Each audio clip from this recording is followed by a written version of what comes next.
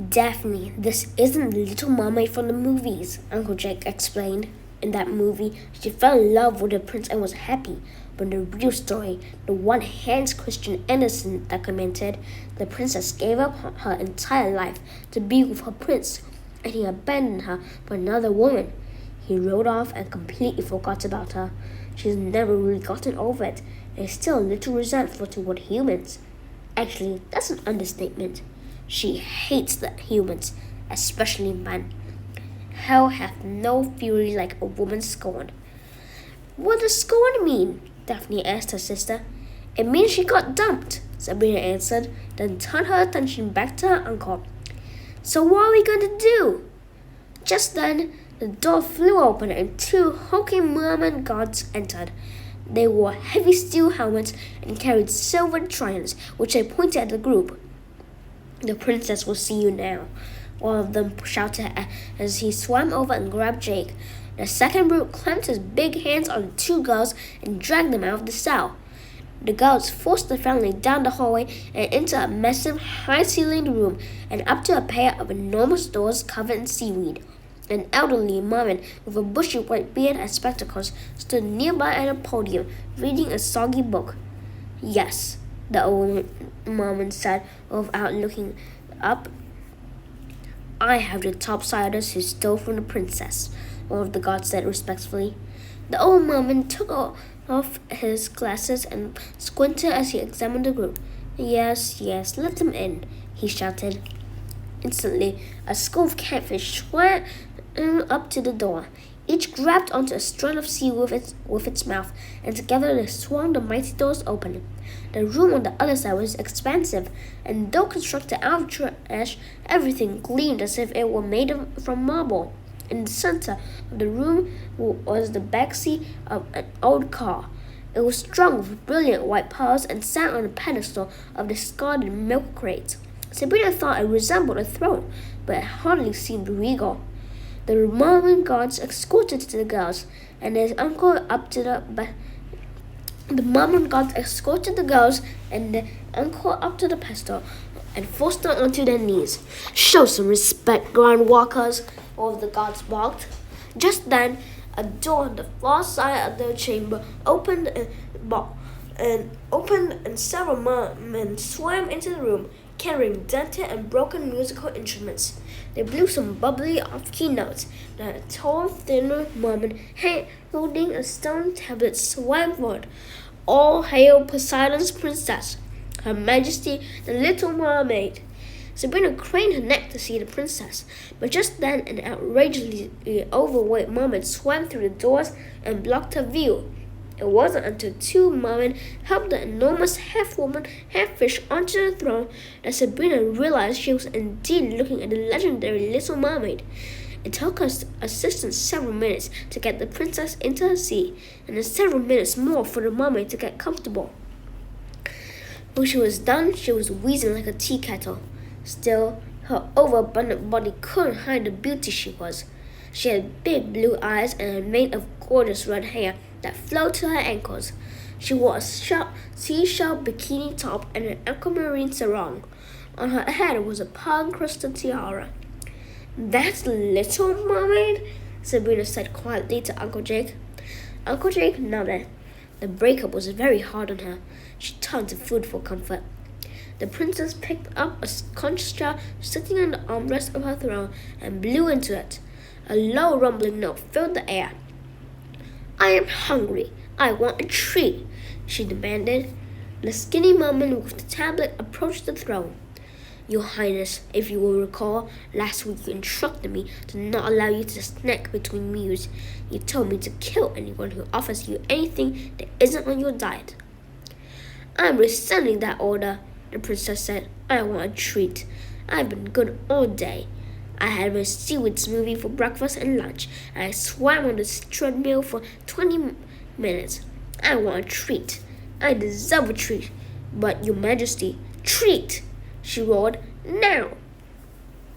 Very well, Your Highness, the mermaid said with a worried face. Bring the princess a treat. A second mermaid shouted, Bring the princess a treat, followed by another and another. Soon the side door flew open, and a lonely merman wearing a chef's hat and a white apron swam into the hall with a dented silver platter. He bowed before the princess, took the lid off, and it represented a bright pink cake with squiggly tentacles poking out of the sides. She snatched it from him with greedy fingers. It's anemone upside-down cake, Your Majesty, the chef said nervously. He bowed deeply, left the platter, and hurried off. The princess took a big bite of the odd cake. Sabrina knew her grandmother would die to have the recipe. Oh, it's heavenly, the little mermaid said with her mouth full. I think I'll have another tiny bite. She ate another and another and another until the whole cake was gone. She looked down at the empty platter and started to cry. My lady, the skinny mermaid said nervously. What brings you to tears? I'm fat, she cried. Look at me. I used to be thin. How can you let me eat that cake? But, Your Majesty, it's the chef's fault. I want you to feed him to the cruel crustacean. But, Your Majesty, he's your favorite chef. Cruel crustacean, she roared. Now! Feed the chef to the cruel crustacean, the mermaid assistant shouted. It was quickly repeated throughout the room until a hulking guard ran out the side door with his trident. What's the cruel crustacean? Daphne whispered. Sabrina shrugged. Uncle Jake, do something. What? I don't know. You said you were go for it. You'll figure it out, Sabrina said. Uncle Jake smiled. Your Majesty, I think you're being too hard on yourself. I don't think you're fat. I think you're beautiful. One of the merman guards stuck his trident dangerously close to Uncle Jake's throat. Silence, he shouted. You will not speak until the princess has given you permission. Who are these topsiders? The mermaid asked as she licked the crumbs off her fingers. These are the ones who stole your portion of the vorpal blade, the skinny mermaid explained to the princess. He set the broken sword on the throne and then backed away. Is this true, topsider? Defend yourself, the little mermaid demanded. Yes, I stole it, Uncle Jake said, but the guards have nothing to do with it. You are confessing to your crime, the little mermaid said. Surprised? Most of the topsiders I have met are liars. Why would you admit your guilt and face almost certain death? We need the blade to stop a Jabberwocky that is terrorizing the town, Uncle Jake said. Why would that concern me? The mermaid said. Let the monster destroy your town for all I care. Topsiders deserve no less. You are guilty. Feed them to the cruel crustacean. The guard seized the grims.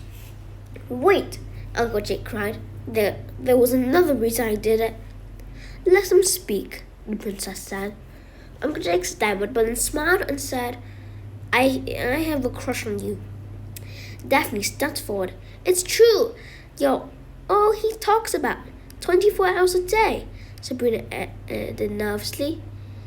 He thinks you're a total hottie, Daphne added as sincerely as she could. He wants to marry you and have 1,000,000 more babies.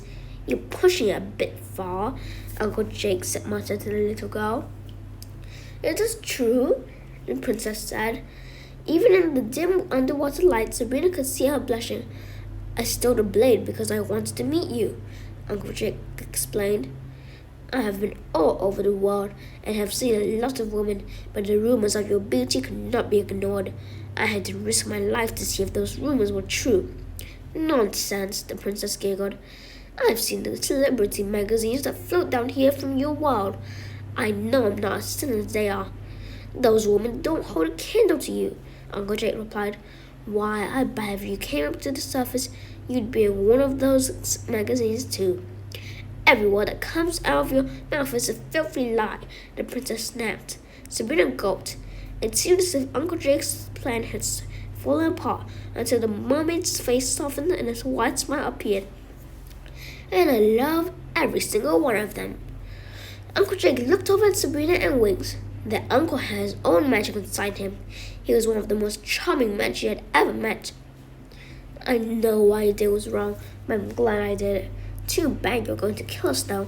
I would have loved to go back to the surface and tell that ex-boyfriend of yours how gorgeous you still are.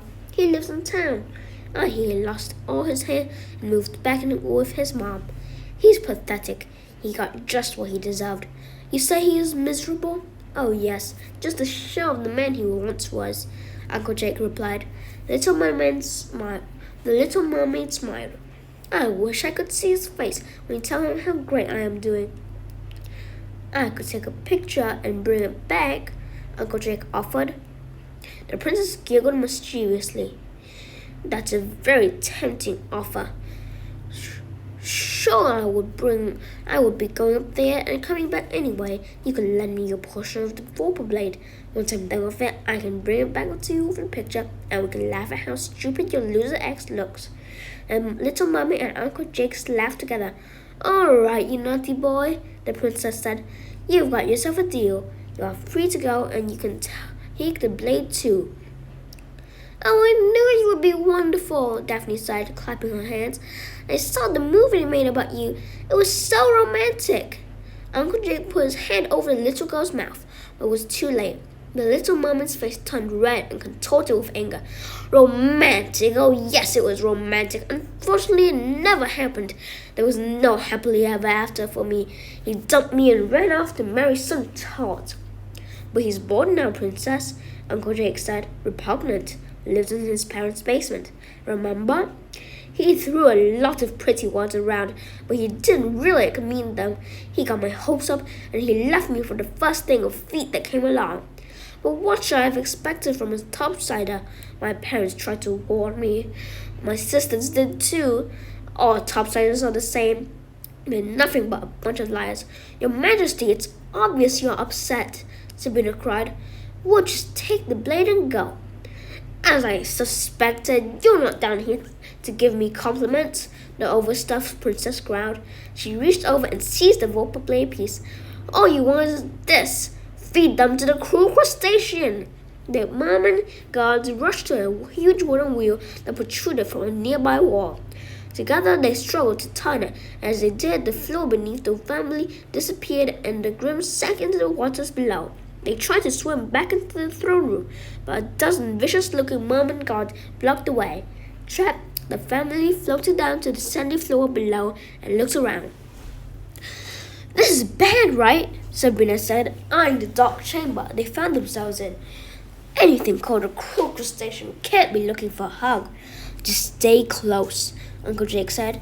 Look, Daphne cried as an enormous creature took its first step into the light. It was as big as Granny Rhoda's house, with 8 fat legs that ended in spikes. Its eyes protruded from 2 long arm-like stalks that wiggled back and forth. It had a massive shell on its back, and when it took a step, the ground beneath the family rumbled. Sabrina recognized the monster for what it was. Her Chinese restaurant on the corner near the apartment in Manhattan has a much smaller one and a tank by the register. It was a hermit crab. A really big hermit crab. Oh, I'm going to have some really wicked nightmares after this, said Daphne. Sabrina looked around the chamber. There's no way to hide in here. What are we going to do? Uncle Jake took off his overcoat and dropped it at the girl's feet. I'll fight this thing off as long as I can. He rushed forward, shouting at the ugly beast to distract it from the sisters. Sabrina snatched her uncle's overcoat and searched through his pockets. There's got to be something here that will help. She pulled out a red brooch with a black eye painted in the middle. She held it up, and for a brief moment it glowed with power, but it fizzled out. Sabrina grimaced and shoved it back into the pocket. She found a little black marble hidden in another pocket and threw it at the monster, hoping for some enormous explosion, but bounced off the hermit crab's shell and was buried in the sand. What was that supposed to do? Daphne asked. Beats me, I'm trying everything. While Sabrina searched, Uncle Jake did his best to stay out of the way of the hermit crab's legs. That seems to be the end of this video. I'll send more later. Goodbye.